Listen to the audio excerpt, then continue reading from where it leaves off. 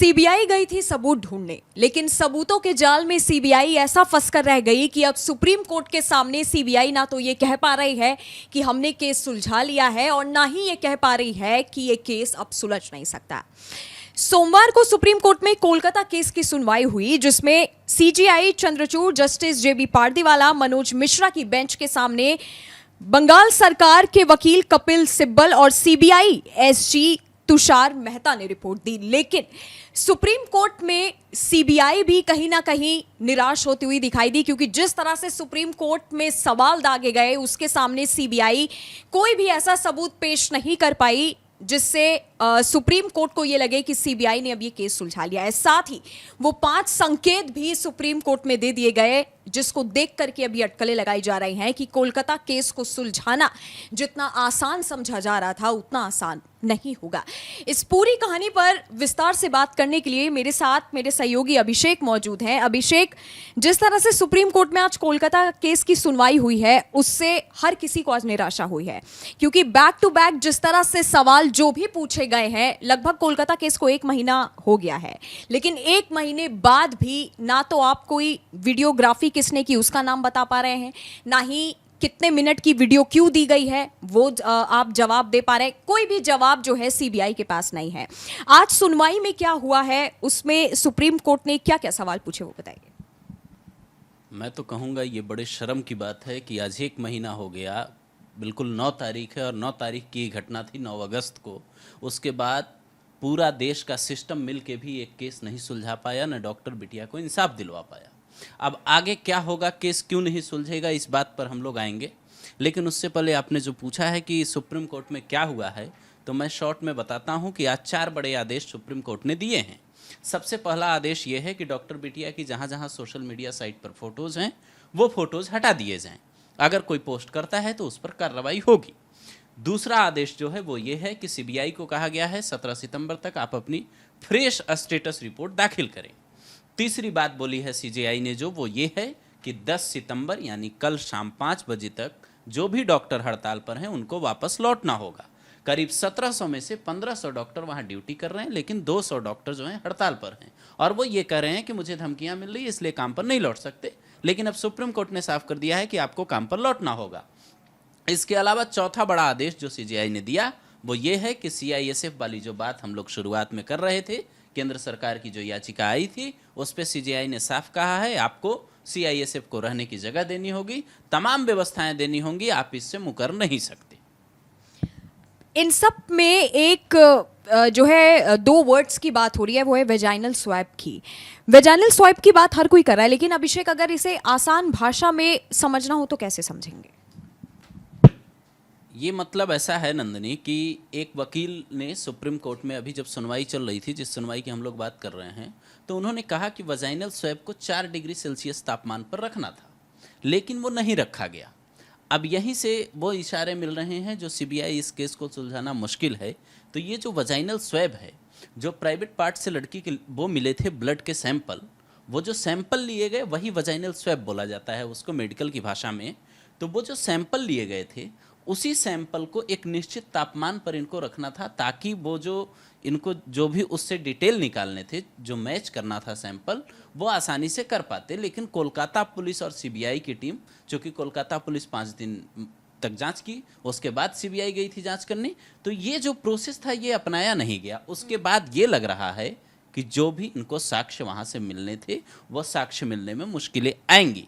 इसीलिए ये वर्ड जो है काफ़ी चर्चा में रहा। अगर सुप्रीम कोर्ट के अंदर जब इस बात पे चर्चा हुई तो कई लोगों के सिर शर्म से झुक गए कि आखिर इंसाफ दिलवाने की बात थी, लेकिन आप ये कोलकाता पुलिस ने क्या किया? आपको ये नहीं पता था कि इसको इतने डिग्री सेल्सियस पे ही रखना था? आखिर कोर्ट में ये बात क्यों कहनी पड़ी? जिस तरह से आपने जिक्र किया वेजाइनल स्वैप का और जिस तरह से सुप्रीम कोर्ट में आज जो भी एक सिनेरियो देखने को मिला, हालांकि उससे हर कोई निराश है। खासकर सीबीआई की तरफ से जो जवाब दिए गए उससे काफी ज्यादा लोगों को निराशा हुई है, क्योंकि आप खुद सोचिए कि देश की जो उम्मीद थी वो सीबीआई पर लगी हुई थी कि सीबीआई जो है इस केस को जल्द से जल्द सुलझा लेगी। लेकिन आज 9 सितंबर है और 9 अगस्त को जो है इस पूरी घटना को अंजाम दिया गया था, लेकिन 1 महीने बाद भी सीबीआई ने जिस तरह से जवाब सुप्रीम कोर्ट में दिए हुए हैं उसको सुनकर, जैसा कि मैंने पहले बोला कि सीबीआई खुद भी ये नहीं कह पा रही है कि हमने केस सुलझाया है, और सीबीआई को खुद भी ये नहीं पता है कि आखिरकार ये केस कब सुलझेगा। आज सुप्रीम कोर्ट में 5 संकेत ऐसे मिले थे जिसको देख करके लोगों ने ये अंदाजा लगा लिया, अभिषेक, कि इस केस को सुलझाया शायद नहीं जा सकता। वो 5 सबूत कौन से थे? जब मैं पढ़ रहा था सुप्रीम कोर्ट की सुनवाई की पूरी बात, तो मुझे ऐसा लगा कि ये जो बात ये लोग कर रहे हैं, सबूत मिटाने की अब तक जो बात हो रही थी, वो बात तो ठीक है, चर्चा एक तरफ है, लेकिन आप इस साक्ष्य पे देखिए। मैं 5 संकेत बताता हूं जो पढ़ने के बाद मुझे पर्सनली तौर पर लगा कि ये केस सुलझाना इतना आसान अब सीबीआई के लिए नहीं होने वाला है। पहला वही दावा है वजाइनल स्वैब का, जो बात हुई वो आसान नहीं होगा इस केस में। इनके लिए सीबीआई को जो भी जांच करनी है उसमें जांच आगे बढ़ाने में उसके लिए आसानी नहीं होगी। दूसरी बात यह है कि सीबीआई खुद कोर्ट में कहती है कि साहब शुरुआती 5 घंटे काफ़ी अहम होते हैं और मैंने 5 दिन बाद जांच संभाली है, इसलिए हमें कुछ साक्ष्य नहीं मिल पाए हैं। तीसरी बड़ी बात यह है कि पोस्टमार्टम रिपोर्ट में टाइमिंग दर्ज ही नहीं है। अब टाइम दर्ज नहीं है तो इनको पता कैसे चलेगी तमाम चीज़ें। चौथी बड़ी बात यह है कि 8:30 से 10:45 तक, यानी करीब 135 मिनट होते हैं। इस 135 मिनट का फुटेज जो सीबीआई को मिलना था, उसमें से सिर्फ 27 मिनट के फुटेज सीबीआई को मिले हैं। और दलील क्या दी गई, अगर आप सुनेंगी तो आप खुद चौंक जाएंगे। जब पूछा गया कि आपको 27 ही मिनट का वीडियो क्यों मिला, तो कहा गया कि टेक्निकल दिक्कत थी, हार्ड ड्राइव फुल है। अब हार्ड ड्राइव फुल होने का मतलब यह है कि आप अगर कोई भी हार्ड ड्राइव लगाइएगा तो कुछ ना कुछ उससे डिलीट करना पड़ेगा। अब सीबीआई अगर डिलीट करती है, अगर इंपॉर्टेंट फाइल डिलीट होती है, तो फिर सीबीआई के सिर आएगी बात। पांचवी बड़ी बात यह है कि पोस्टमार्टम जब भी किसी बॉडी का होता है तो एक चालान जाता है, और ये चालान उस केस में गया नहीं, एक कांस्टेबल का जिक्र है बस। इस बात का जिक्र सुप्रीम कोर्ट के अंदर हुआ कि चालान तो उसमें है ही नहीं, और जस्टिस पारदीवाला बाकायदा ये बात कहते हैं कि ये तो काफ़ी गलत है। वो पहले भी सुप्रीम कोर्ट में ऐसी टिप्पणी हुई है कि 30 सालों के करियर में ऐसा केस कभी नहीं देखा है। अपने करियर में जजों ने ऐसे केसेस नहीं देखे हैं। और जब ये 5 चीज़ें पता चलती हैं तो ये साफ साफ इशारा होता है कि सीबीआई जब खुद ये कहने लगी 30 दिन के जांच के बाद कि साहब मुझे जो सबूत इकट्ठा करने के लिए, जो सबूत वाकई चाहिए थे जांच आगे बढ़ाने के लिए, वो मुझे नहीं मिले हैं। तो नहीं मिले हैं तो इसका मतलब यह है कि आप अभी तक कौन सी जांच कर रहे हैं? यानी आप 30 दिन लिए हैं, आप 3 साल लीजिएगा, आप 30 साल लीजिएगा, कोई पता नहीं चलेगा।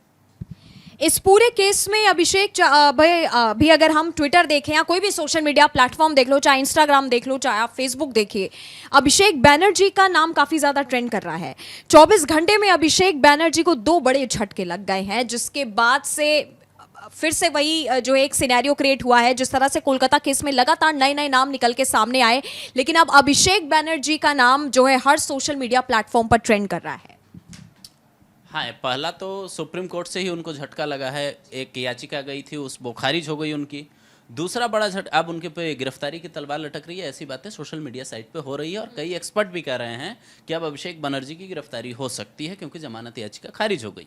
दूसरी बड़ी बात थी कि एक घोटाला हुआ है बंगाल में, और उसी घोटाले में जो है इनको वो जो गिरफ्तारी वाली बात थी वो होनी थी। अग्रिम जमानत याचिका डाले थे लेकिन वो रिजेक्ट हो गई। दूसरी बड़ी बात जो मैं बता रहा था, वो दूसरी बात इसी केस से जुड़ी है। आरजीकर मेडिकल कॉलेज के अंदर एक युवक की मौत होती है, उसके बाद अभिषेक बनर्जी ये कहते हैं कि डॉक्टर्स की लापरवाही की वजह से हुआ है। अब डॉक्टर्स उनसे माफ़ी की मांग कर रहे हैं, कह रहे हैं कि आप माफ़ी मांगिए क्योंकि आपने जो बोला है वो सरासर झूठ है। अब अभिषेक बनर्जी आरजीकर मेडिकल कॉलेज में हुई मौत को लेकर इस तरीके की बातें क्यों कर रहे थे, अपनी ही सरकार को लेकर?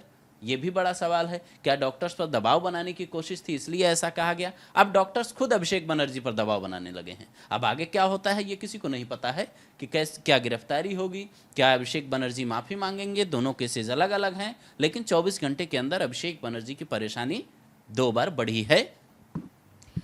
हालांकि सुप्रीम कोर्ट ने सीबीआई को जो कहा कि आप दोबारा से फ्रेश स्टेटस रिपोर्ट जो है 16 सितंबर को कोर्ट में दाखिल कीजिए, उसके बाद 17 सितंबर को अब एक बार फिर से कोलकाता केस की सुनवाई होगी। लेकिन बहुत ही निराशाजनक है कि 1 महीना इस केस को होने वाला है और सीबीआई जिस पे पूरे देश को, पूरे देश की महिलाओं को, पूरे देश की बेटियों को सीबीआई पर भरोसा होता है कि सीबीआई तुरंत केस सुलझा लेती है, 1 महीने बाद भी सीबीआई को इस कोलकाता केस में आरोपी अभी तक नहीं पता चल पाया है कि आखिरकार मेन आरोपी कौन था।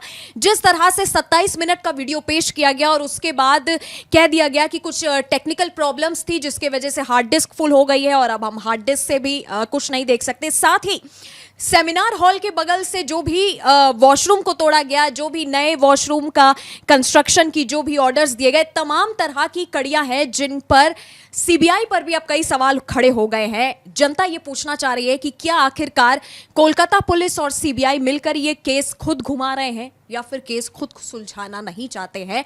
इन तमाम सवालों के जवाब कब मिलेंगे, साथ ही पीड़िता के मां बाप ने भी कई सवाल हैं जो ममता बनर्जी से पूछे हैं, उन सवालों के जवाब भी अभी तक बाहर नहीं आए हैं। अब इस केस में आगे क्या होता है 17 सितंबर को, अब जब सुनवाई होगी इस कोलकाता केस में, अब क्या नया मोड़ निकल करके आएगा, ये देखने वाली बात होगी। साथ ही जो सवाल सबसे बड़ा खड़ा होता है वो ये कि आखिरकार डॉक्टर बिटिया को इंसाफ अब कब मिलेगा।